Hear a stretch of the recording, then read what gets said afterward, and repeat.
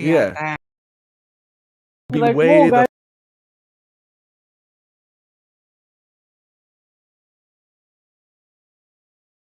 hit with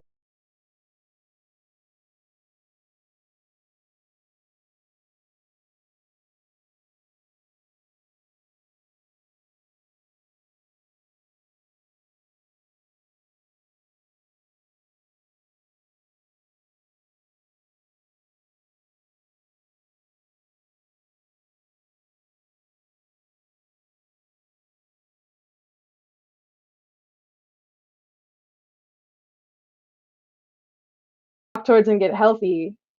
Yeah, We that's want part of stewarding mankind towards a better future. We have to also steward the relationship formats away from this toxic like way of life that they've been pushing yeah, on all. we really need to watch ourselves and really like slow down and like, you know, it's ingrained within us more than we even realize. So we really got to slow down and be like, oh, wait, this is kind of, you know, this is kind of steering me away from my femininity or my masculinity in a healthy sense, or I'm just What's up, like, Chuck? you know, yeah. Hi, Chuck. Hi, Chuck and Tim. Hello. How's it going? No. Yeah. How are you tonight? Doing good. We're having a long conversation about masculinity and femininity, what it really means, and how it's been attacked by culture around us, and how they've kind of been pushing towards this androgyny with their little Baphomet god that they worship.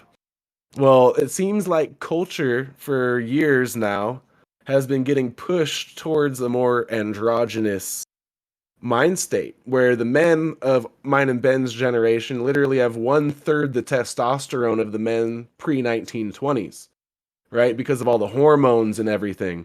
Now, how does this affect culture at large when all the roles are so wishy-washy right now? Nobody knows who they truly are because all the hormones and the programming and propaganda have been slowly pushing us towards a more androgynous mindset and way of being in general.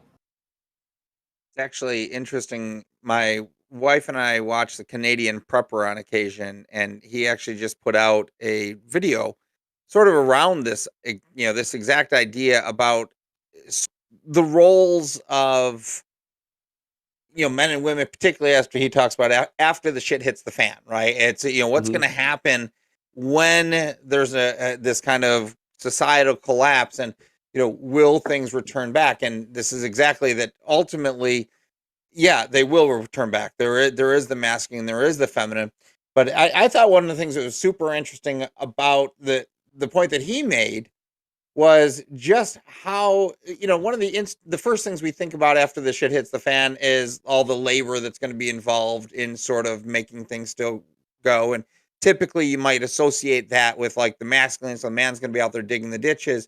But he was pointing out that prior to pretty much the 1900s, like, no, the women were out there digging the ditches also, right? And that there was a very almost equal labor share in ways that we wouldn't think about today. But anyways, I mean, that was just like one of the many points that he brought up. And exactly your point about this, the emasculation of men, I guess, is that will die away, right? It will die away because we will return back to our more natural states where we are strong complements to one another instead of trying to weaken each other. Yeah. We just got to get through this war. Psychological war. Just get all Yeah, up in and that that's what mind of we're yours. kind of discussing is what manipulation has been played on us and what are we really supposed to be like. If we were to strip all the manipulation, if we were to strip the hormones that we were consuming inside of our mother's womb, even if we were to strip Lil Nas X and his little gay devil video he came out with and Bruce Jenner turning into a woman, we take all that away, and what are we really without all that programming?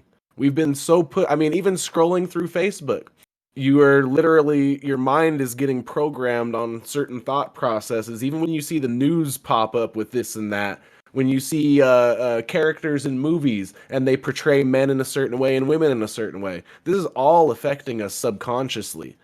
And so it's basically trying to figure out what are they trying to do and why are they trying to do it. So we were talking about how within family units, according to psychology, the mother's nurturing has the biggest effect on the child's uh, future psychological health, right? They need that female nurturing. Well, we are also talking about how most of the females of our generation seem to have been skipped out on that nurturing bug there. What's that They're going to do to the masculine. next generation of children? You know? That's a Like, tough one. I think that unfortunately, if you will, the role of mother, father, husband, wife has been, partner, whatever you want to put it has been dramatically weakened. mhm. And I think in part when you talk about like Tim, actually, we were having this conversation at the top of the hour about how we talk about often how we carry the trauma forward of our childhood, but then another thing that we carry forward is really that some of those great treasures, those things that we deeply appreciate. Maybe there's some uncle, mom, something, dad said this thing or that thing, and it was a way about them that they really it just resonated deep. So there are some like these real truths that we learned when we were young, in the same way there's the traumas at sort of the opposite end of the spectrum.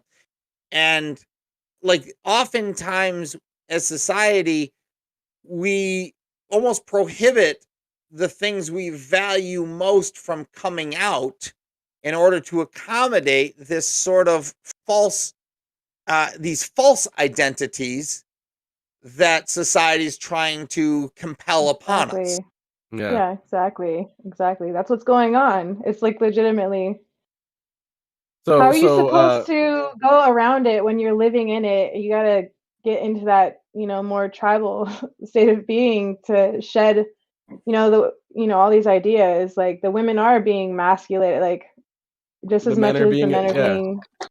We're all getting pushed towards the middle as much as possible Yeah, because they want an androgynous society. Like that is the only conclusion I can come to. I've seen the same gods here. and goddesses the occult worship, and they've been trying this push towards androgyny for a long time now. They present us females that are actually male as a female character in a show, right? I was supposed to be in the music video by this rapper named Lil Peep, and the main character of the movie is this good-looking green hair girl. If you weren't in the music video previous to that to actually see who this person was, you'd think it was a chick. And not just any chick, but a good-looking chick. Well, this was actually a dude. And I heard his voice at the previous music video. I know the dude's name. I looked it up on Instagram. You can see the transition. But any child out of the 300 million views this video has, any teenage boy or 12-year-old boy that's going through puberty that watches this girl, this attractive female, taking a shower in this video, is going to become attracted to her, is going to maybe grow a crush on her. Shit, I know when I was 12, I was growing a crush on every single video girl that I freaking saw. So, what's going to happen to their mind state when when their subconscious knows that is a masculine frame right there? Those are big, broad shoulders. That is, right? That is a masculine frame, but it looks like a girl and I'm attracted to it. What's that going to do to their psychology?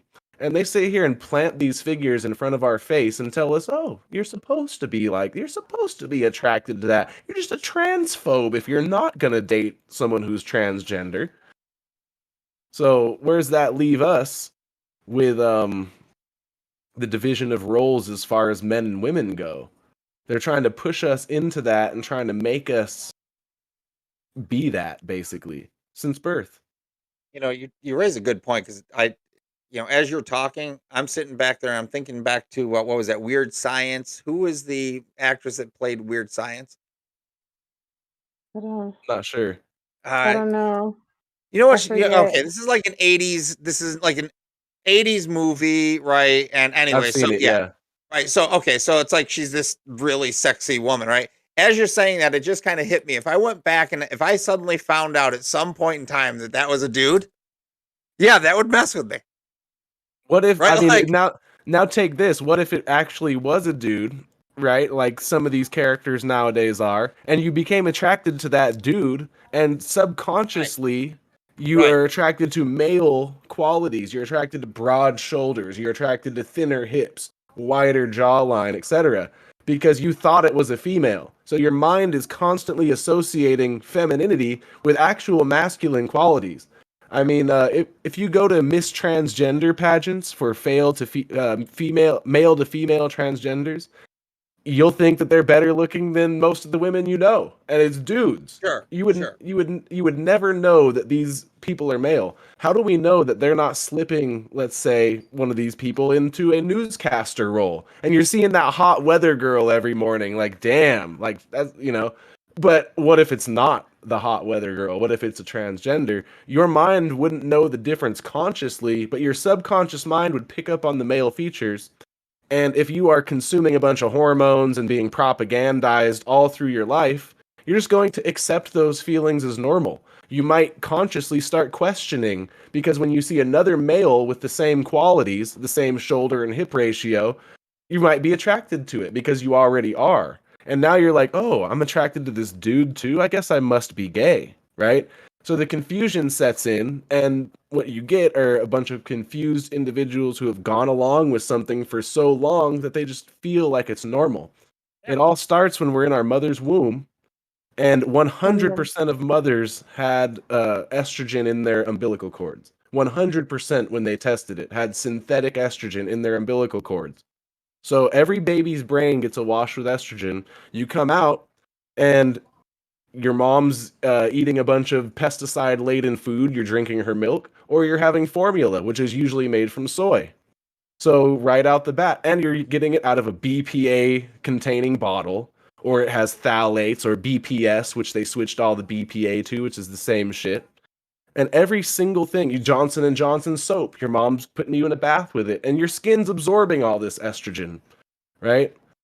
So when you have that going on, and then you're also seeing these female characters that are actually males, the confusion sets in. You feel like, wow, that's attractive. And then your mind, just because of all the programming and hormones, or it has phthalates or BP. So my thing is are gays and transgenders born like that? Yeah, I believe that they are. Is it because that they're just naturally born like that? Or is it an environmental estrogen getting into their mother when they are forming in the womb, and it causes permanent psychosexual changes? And that's the theory right there. I can sort of prove it through this substance called DES.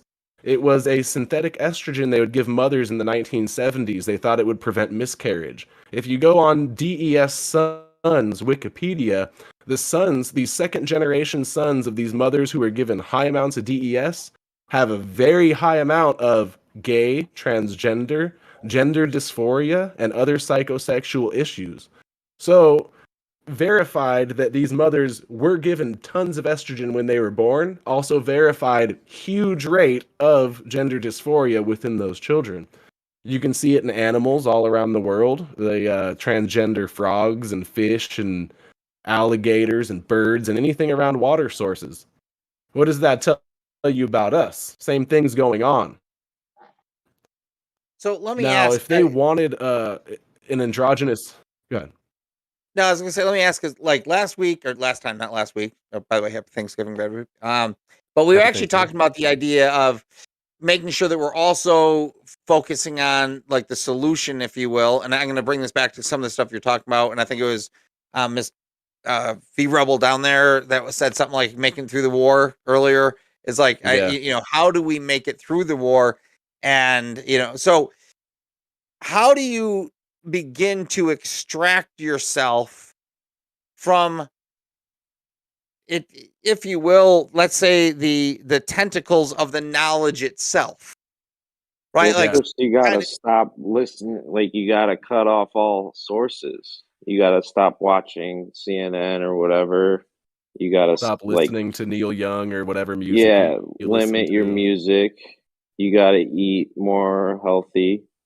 I've been eating the some like this supplement that has 77 minerals in it. So I'm trying to like get to that state of pure consciousness through all this and nutrition. I don't know. Maybe there's some Chuck, other. There's probably 100 ways to get into.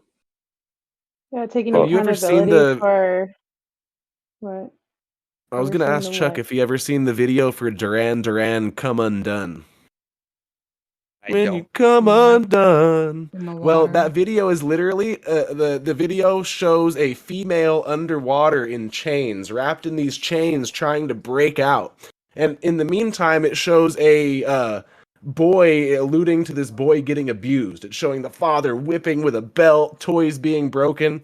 As the boy gets older, the boy becomes a male and ends up ripping his shirt open to reveal lingerie and starts putting lipstick on. Well, this woman, this feminine, is breaking out of these chains underwater. So this man is literally coming undone at the seams and turning into a female, a cross-dresser in this video due to the abuse of his father as a child. But with the woman in the water breaking free of the chains, that's also symbolic of him being reborn as a woman. Yeah. So this symbolic feminine is breaking free of chains, while this man that got abused by his father was turning into a woman in the middle of the video, coming undone. And it's no secret that a lot of the new wave music artists were gay, and that's right.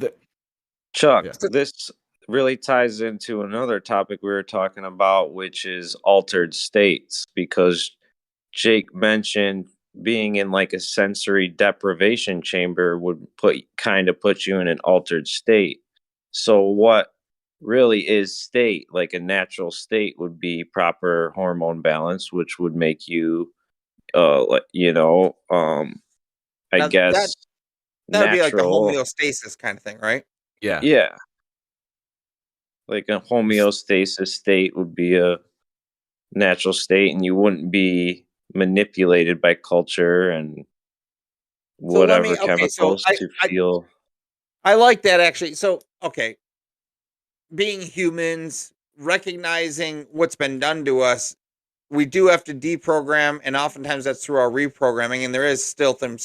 So let's say last week or last time we talked about making sure we were like talking about the solutions, and part of that would be some sort of accountability. And earlier tonight we were talking about trying to make sure that you have these healthy relationships as you're developing all of these. But like, how would you begin to measure in your own life positive steps toward homeostasis?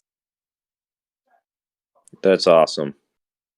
I think you can gauge how you feel, just looking at how you feel on a daily basis. Like, I personally don't believe it's possible in this particular culture. So my solution has always been to get out to a plot of land with a tribe, reject absolutely everything of culture, and remake a whole new one, and utilize altered states, medicine men, shamanism, in order to find some of those harder to reach answers. Until we do that, hey Cedar, can you stop doing that over there, please? Can you take those into the room? It's distracting me. To me, basically, we are so programmed by everything we've grew up on, and we also know the occult runs the show. The occult runs every single newspaper, every single music outlet, every single record label, every single movie company. So to me, the only solution is really get the fuck out of here with as many people as we can possibly convince and start a new culture.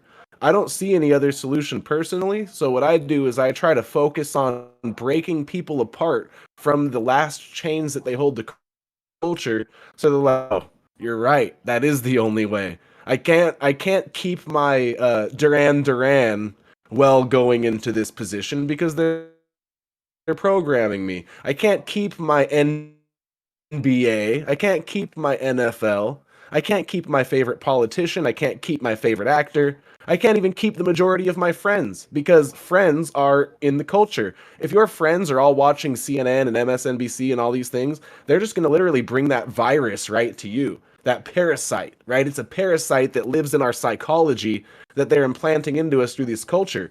And all of your programmed friends because we're an average of the 5 people we hang out with most. If all your friends are getting vaccinated and all your friends are really pushing for this, you're going to fall into the programming. And you might not go vaccinate, or you might not go join QAnon, right? But you are still getting the narrative in your head on a daily basis.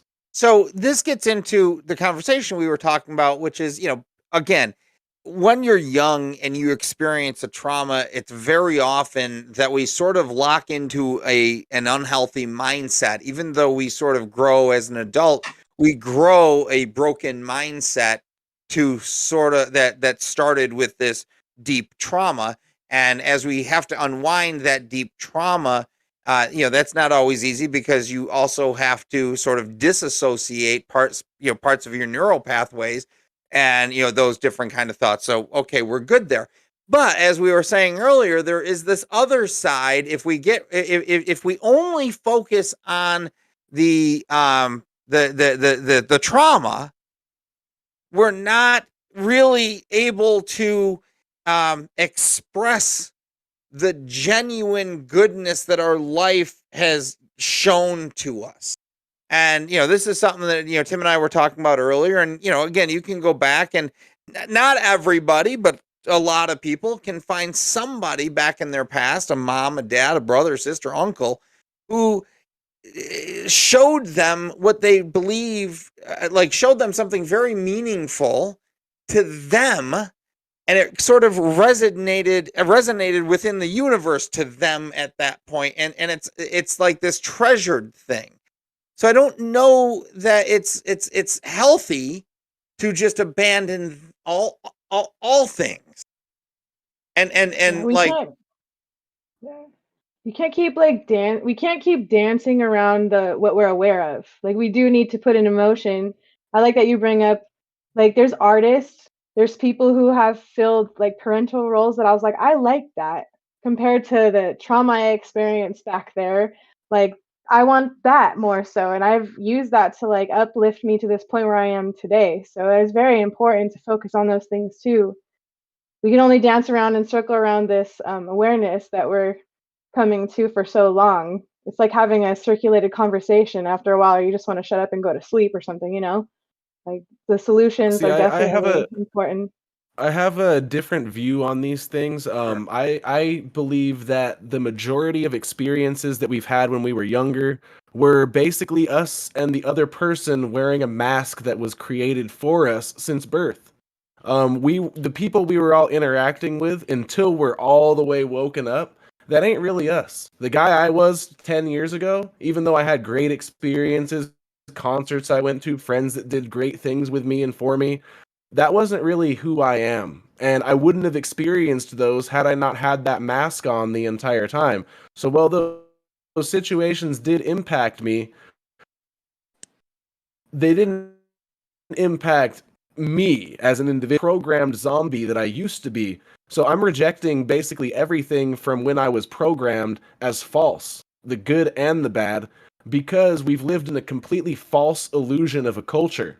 If you had a dream or you woke up from hypnosis and these great things happened in your dream or hypnosis, would you believe that those things really happened to you?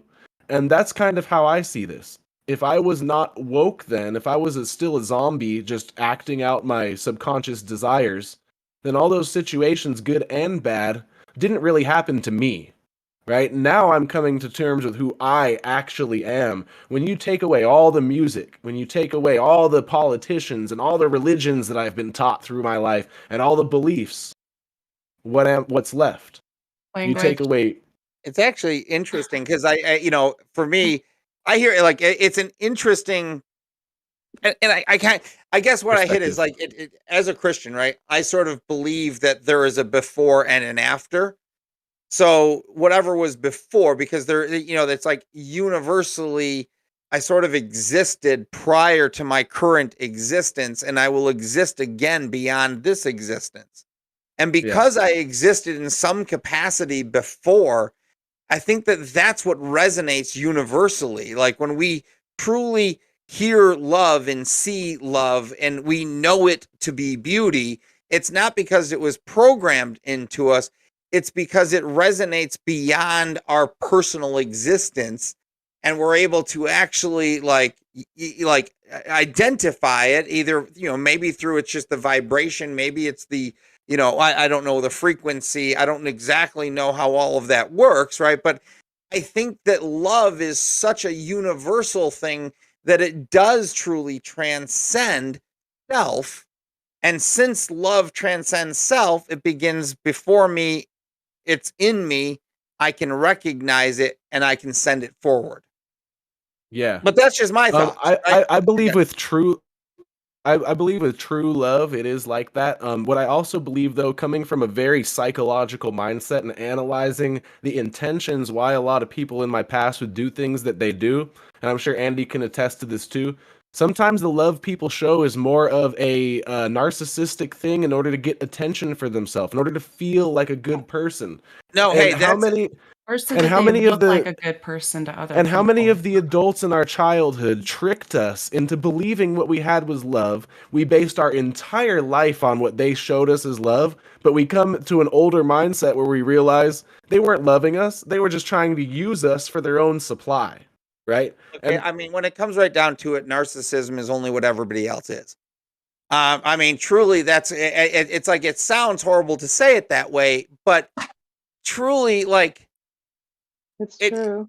right, right. Like, in the grand scheme of things, there is, we can either come into some sort of unity and harmony, or we can't, right? And neither one has to be right or wrong, but we just get to choose which harmony we want to dance into, I guess.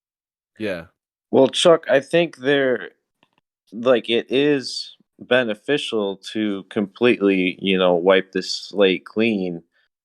Like you said, you can't, let go of everything like Jake was wanting to, but you can do it temporarily in your mind and then let things back in that you Yeah. believe to be true, like love, harmony, and reject things, because you have to let go of those traumas in your past.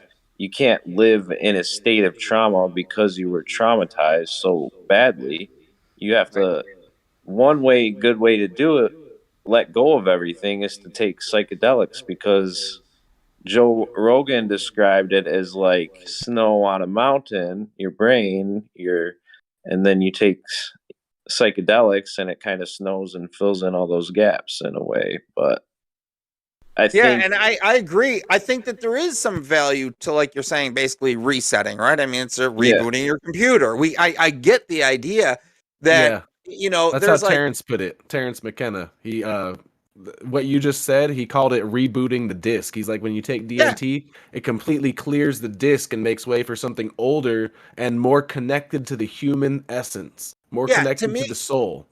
that completely I get the idea of, the neuroplasticity, the neural nerves becoming biologic, so that they're more than chemical, and it's all about the speed of communication between your, your mind, or your brain as the organ, and your nervous system, and your nervous system is actually through the, the domain which we perceive value.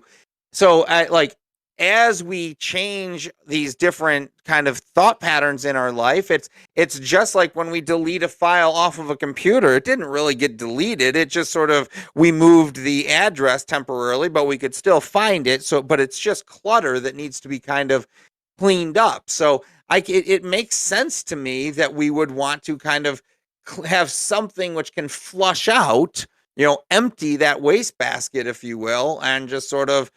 Now, I would tend to think that comes through nutrition, though, more You don't than have to do psychedelics. psychedelics. You don't have to do it. Lately, I've been We're doing talking without altered psychedelics. states. So So when we say psychedelics, what we really mean is an altered state, and the natives had a lot of non-psychedelic ways to do that, such as fasting and thirsting and going on a spirit journey, right? Or putting yourself in a sensory deprivation chamber, things like that. Yeah. So all And of don't these get me things, wrong, I'd still like, I've always thought I wanted to try like the peyote. Like there are some of those that I think are, like, they're very medicinal. Yeah, the psilocybin, right? I think that all of those kind of do something in that world. There's yeah, a time and and place for these things to come up. you can bring those states out. Basically, it's all a psychedelic trip because when your body thinks it's going to die, as in thirsting and fasting, it releases DMT. When you're in a sensory deprivation chamber, it releases DMT. So you are literally tripping on a psychedelic substance when you do these things regardless.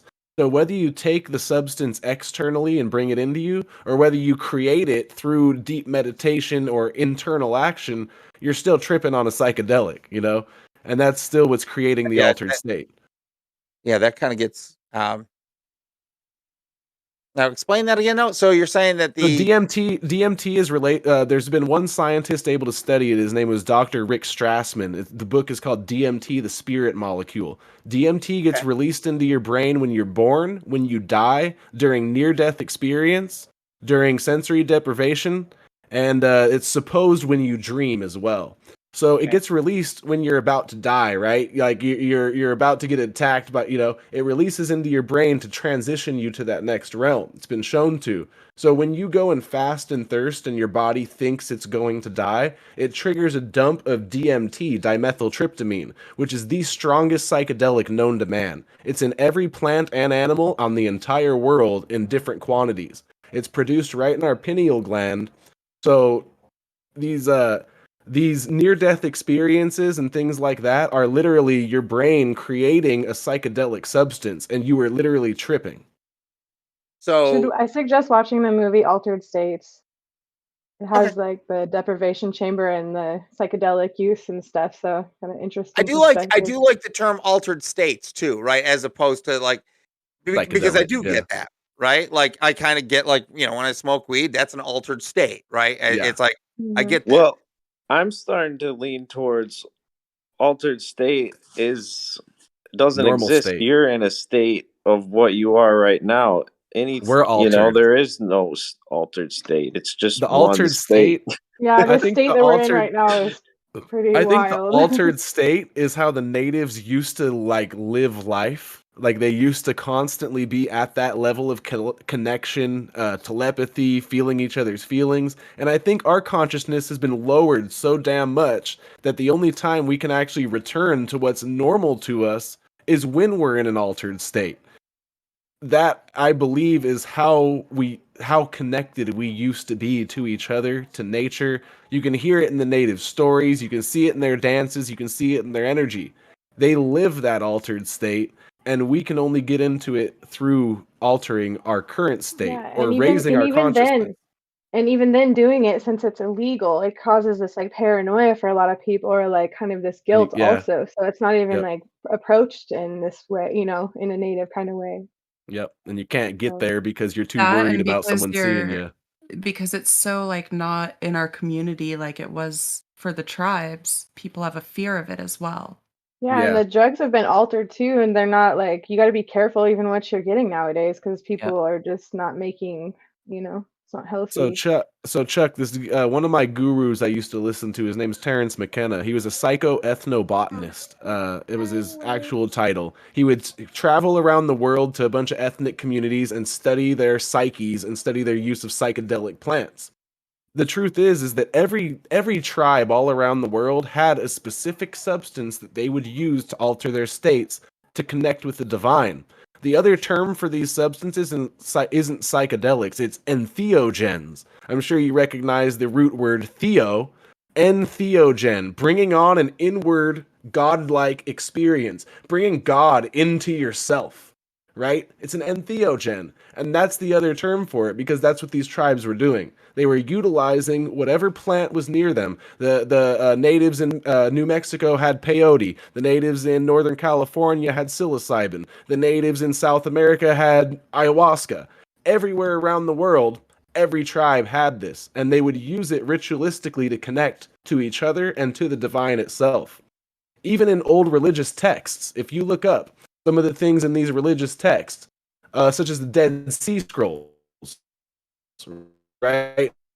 John Allegro was a theologian who was studying the Dead Sea Scrolls. He came out with a book called, I think it was called The Sacred Mushroom and the Cross, where basically he talked about Jesus literally was symbology for this magic mushroom and for this experience. They laughed him out and they said, this can't be.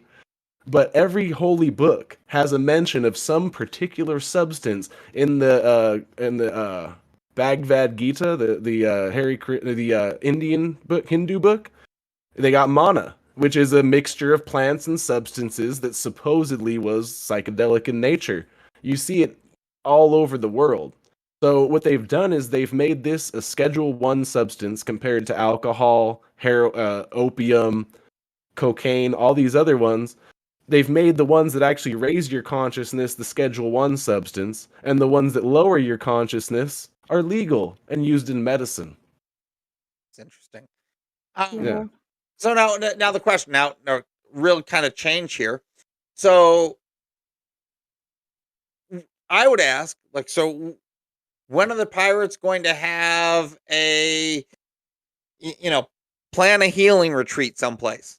I know, right? Yeah. I haven't felt that it's the right time for me to do it well in this culture, so I only let myself get to a certain level here.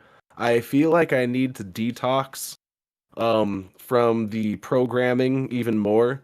Like I was telling you, I stopped listening to pretty much every music, and now I have songs from the 1990s that I haven't heard in fucking 20 years pop into my head at random. Some pop song I didn't even like that I heard. It's like, oh my god, that's how much programming is really inside of me. You should try it. Don't listen to absolutely anything for 2 months and see what comes up. See what songs pop into your head. It's crazy. And you'll notice that this is the programming. Like if I have songs I haven't heard in 20 years still popping into my subconscious, what does that tell you about its effect on my mind state? This is what the deprivation chamber is supposed to do. Like I had a privilege a long time ago of my radio breaking in my car, and I didn't listen to music for months. And I on accident, I didn't even bring in a little stereo or anything to listen to, but I was like, wow, I can't believe how much that is actually having an effect on me. Like Even coming you back just to it. mentioning that your car radio is broken makes me think of that Car Radio song by 21 Pilots. What the fuck? You can't even talk about having a broken radio without think about it like this. song. We didn't even need to listen to the it's song. We didn't need to listen to it, but I'm sure when someone says the word handlebars, half of us here are going to think, I can ride my bike with no handlebars. And I don't even like that fucking song. I never even listened to that song. All it takes, Ben, I could say the term black and yellow, and Ben's got it in his head now. Right? Yeah. Ben could see the colors. Ben could see the colors black and yellow in front of his face, and that song will pop in his head and trigger. What does that do to the subconscious? How does that programming work? When you are repeating a phrase over and over and over and over and over and over in your head with a certain vibe to it, that's a spell. They are literally, this is an occult group. Yeah. Yeah. Chuck, you see a black and yellow sports car, what do you think right away? Black and yellow. You think of fucking Wiz Khalifa. If you're from our generation, that's what you think. Yeah. I don't like that. But you think of I put a spell on you. Is that what you're thinking, Chuck? No, what a black and yellow what? It's a rap song. Black and yellow. It's a rap song. I don't really know. No, guys. Look, you've got to go rap for me. You've got to go back to Sugar Hill Gang. All right. I mean, well, Chuck, like I feel like as a pirate, you should go on a retreat on a daily basis. Just wipe the slate clean and let back in love and let back in present moment. I mean, it's really hard to do and live in that state, but it's always a noble attempt to let go of all these. Chuck, this is even freedom from people who we feel have influenced, not just programmed us, right? Because we can be like only partially programmed. We can use the word influenced. We don't even want to be influenced by anybody that's not us. Not only that, the occult group that runs all of these social medias, they're a literal religion. Like they are straight up an ancient secret religion. So when you're listening to these artists that are connected to the occult group, you are literally listening to a demonic religious music. Okay, I'm going to change the subject I'm going to change the subject for a little bit, but going back to the masculine feminine thing, and I'm just going to bring this back up, and I would like to hear the ladies' thoughts on this. The whole Roe v. Wade thing, Supreme Court, that's all up in the news, blah, blah, blah, blah, blah, blah, blah.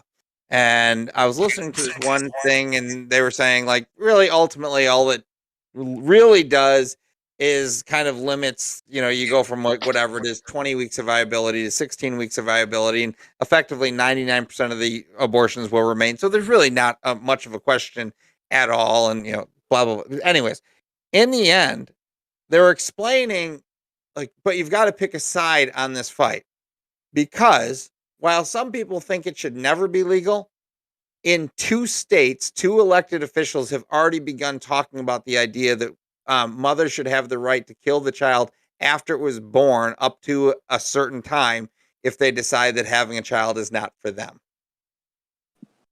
Just like in the wild, right? Like with the cheetahs and why they kill their offspring. Yeah, but when they Or kill something their like that, offspring, like it's not because it's not right for them. It's because they know intuitively that that offspring is already yeah, going I to know. die. Well, what is this I think that's 300? I Or in think the that's case, Is this or in the Sparta? case of natives, because natives all had a herbal abortificant, right? In Northern California, I studied them a lot. They had a plant called hellebore, of course, given it by the white settlers because of its ability to induce abortions. And the women and the tribe, it was more of a tribal decision where basically if they thought the new life would put strain onto the tribe and make everybody live at a disadvantage because of it, they would have no problem practicing abortion. And this was tribes all around the world. So it's not something that recently came out like they're trying to make it. It's something that naturally has existed in us for thousands of years. But I think there's people a are talking difference. about like afterwards. Right, Like, exactly. I think there's a that's straight up difference. murder. I'm sorry. Right, Like, exactly. They were exactly. they I were think even practicing. to a certain point in the womb, even like it's kind I of was gonna say, like ridiculous. Like, come on. Right. That's just me though. I'm the guy. It's like, yeah, life begins at conception. But okay, if we want to have the conversation that you should have rights up to a certain time, I really have a problem at the 9-month, in the midst of delivery. But wait a second, you now want me to agree that we can kill children up to 2 weeks after they were born? Are they really trying to know make that that back a in the thing? 50s and 60s when they would do abortions, if the baby was alive when they aborted it, the doctor would just throw it in the trash. And if a nurse would say something to the effect of, like, there's so many accounts of nurses coming forward and saying these things, it happened. The This kind of nurses would stuff come happens forward and across say, the hey, world this even. baby's still breathing. Should we save it? Why is it in the trash? And the doctor's like, no, that's an aborted fetus. So I say all of that to say, like, crazy. The human we mind may is never not new. Radical. I sort of bring this up. It's kind of like we may never really know if we're completely free from the influences of programming or anything else.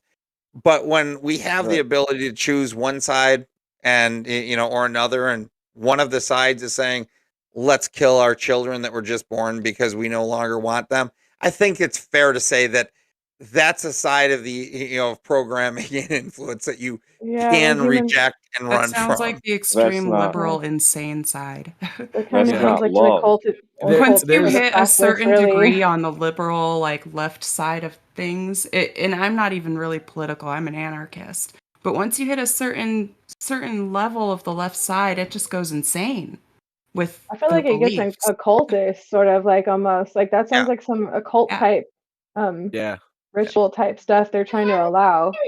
Yeah. So as much as I'd like to think that we could get out of the programming exactly as you're saying, like completely free from it.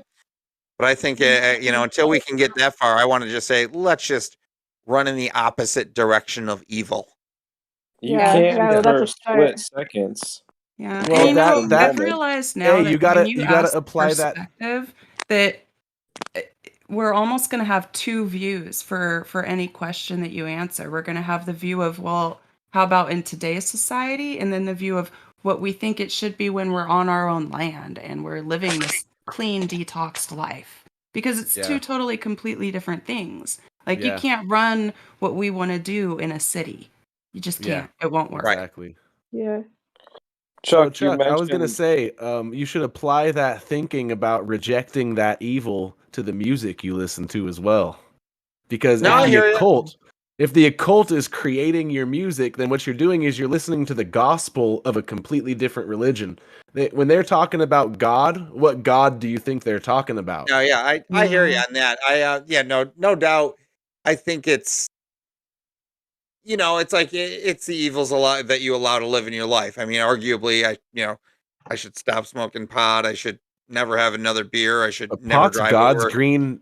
Pot is I'm Pot saying I God's should isn't never. green plant. propaganda that's literally hypnotizing you and putting, like, do you remember the song "I Put a Spell on You" and now Yeah, you're no, mine? Like, literally, they're yeah, telling you they're putting spells on you. Like I right. told you guys, Only a witches few write weeks the ago. music.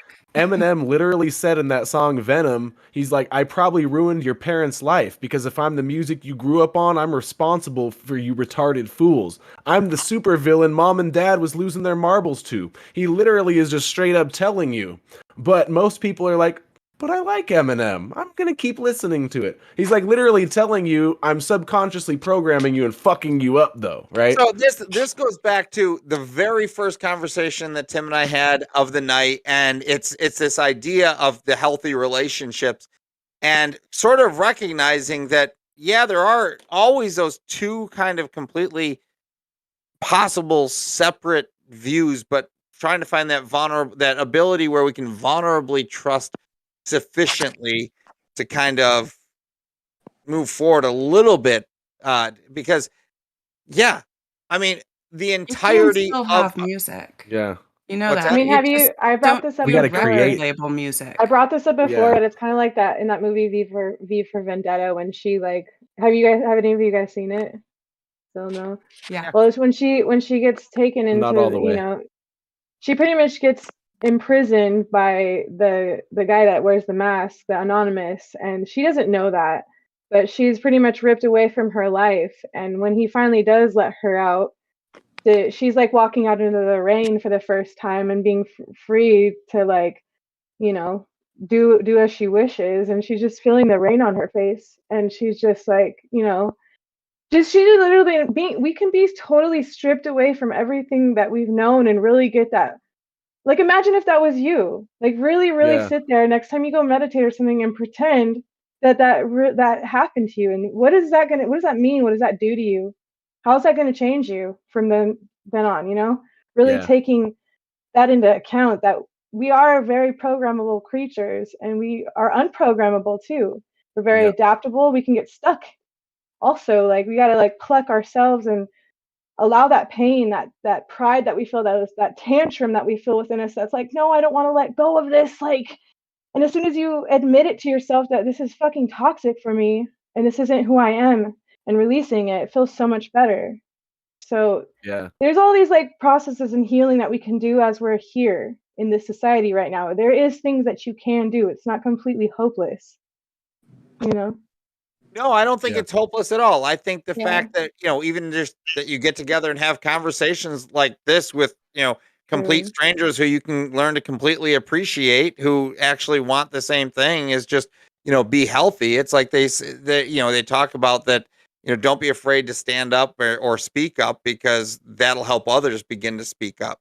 Yeah. So I Yeah. think that, you know, these are even just, you know, these kind of phone calls are extraordinarily helpful, and you know, more and more people will get on and be having these types of conversations, and then there will be groups that, you know, connect together, and then ultimately our own conversation will be more therapeutic than therapy, right? Oh yeah. Yeah, I know. Oh yeah, we're better There's more therapists things. for each other because we actually understand some of the predicaments that we're all in that got us to this way of thinking. Whereas the therapist that's trained in a conventional fucking college that is paid for Program. by the pharmaceutical industry, they're just Yeah. programmed. Yeah, they're literally running on a program to try and Yeah. help you to deprogram yourself. Yeah.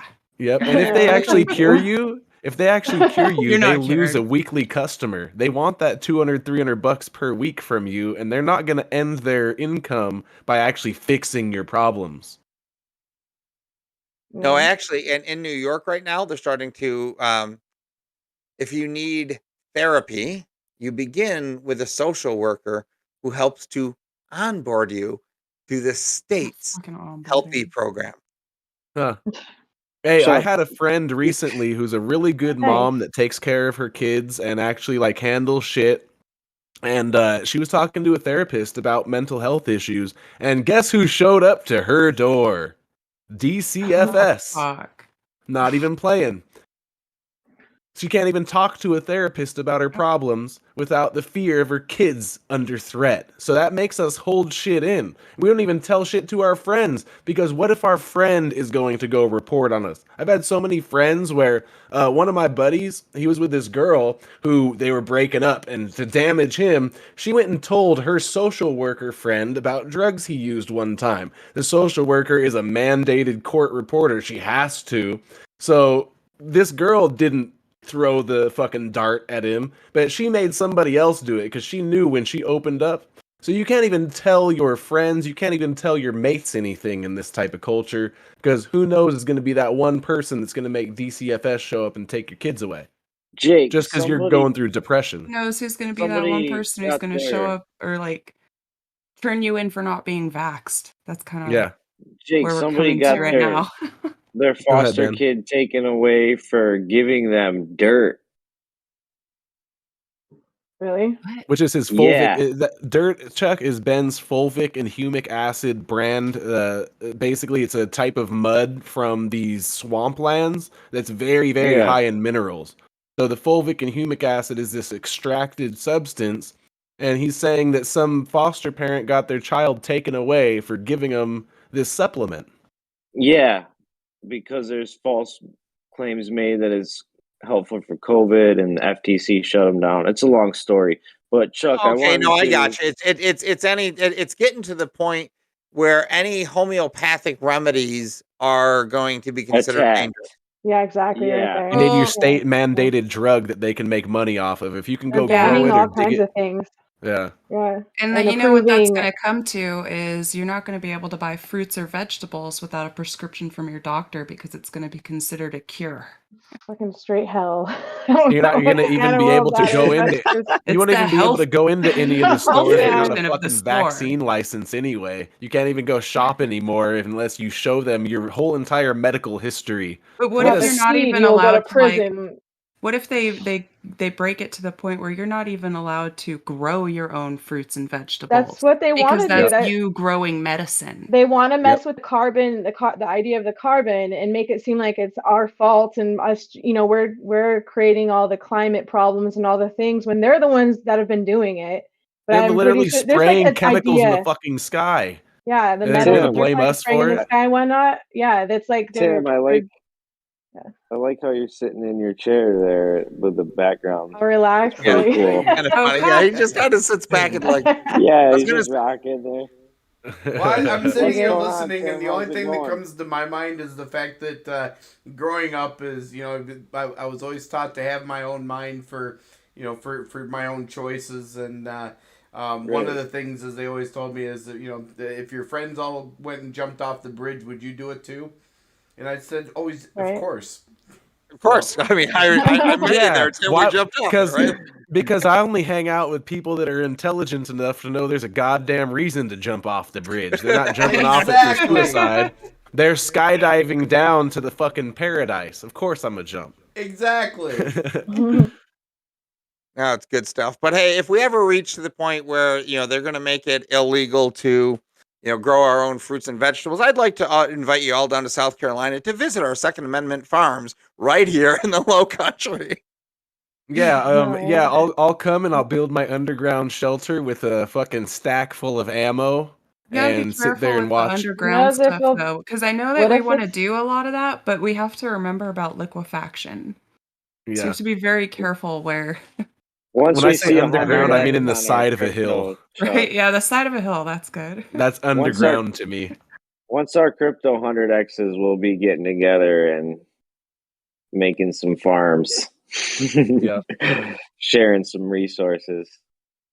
So we're going to jump off, but at one of these times we should really kind of do, maybe we could do like a specials crypto gaming thing. So my wife has started playing with Sandbox, and it's helping to have somebody else, because again, the gaming world is not my world as much. So she jumped into Sandbox recently, and now I'm beginning to understand a lot of the stuff that you had talked about, like the NFT, just the other stuff that you're going on with Rune and whatnot. It just clicks more to me because I'm able to have somebody close by constantly talking about it, and I can kind of put it in its kind of proper technological place in my head. Well, I got on the mod team for a second project now called Age of Cryptology. So I'm getting to see now the inside workings of multiple projects. They just released their play to earn today, actually, or yesterday. So yeah, I was making like $3 a battle. How many scholarships could you run with one ETH?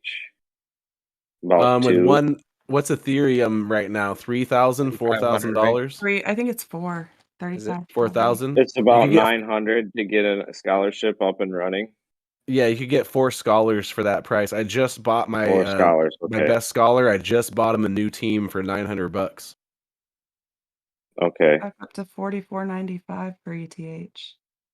$44.95. Yeah, so with one Ethereum, you could get 4 scholars, possibly 5 scholars. And I actually have all the scholars in my channel, and I wouldn't charge you that 10%. So you can just do a 50-50 with any of the scholars. I posted it on an investors group, and I tagged you and the Peaceful Pirate Project. One guy says, "How much does one Ethereum get me?" I'll say about 4 scholars at its current It would price. be about four Axie teams. You need 3 Axies and 3 Axies. A good team costs about $900. And what is your return on those now? Per scholar, I'm getting about $50 to $75 per week, depending on how good they are. One of my scholars, like $80, $90 because he's really good. And I got 13 scholars total now. So let's say at the low amount, $50 per week, or per every 2 weeks. So it would be payout period. That would be about $700 every 2 weeks. So $1,400 per month or so. And also keep in mind, it's not a money sink because I can still sell the Axies. If I don't want to be a manager anymore, I can take all the Axies. I could tell them, okay, guys, I'm done. Send them all back to my main wallet, sell them on the marketplace, and get my money back. Okay. Yeah. So it's This is just a whole nother part. Like obviously, I've not been able to kind of dive into too much of the market side of like the user market.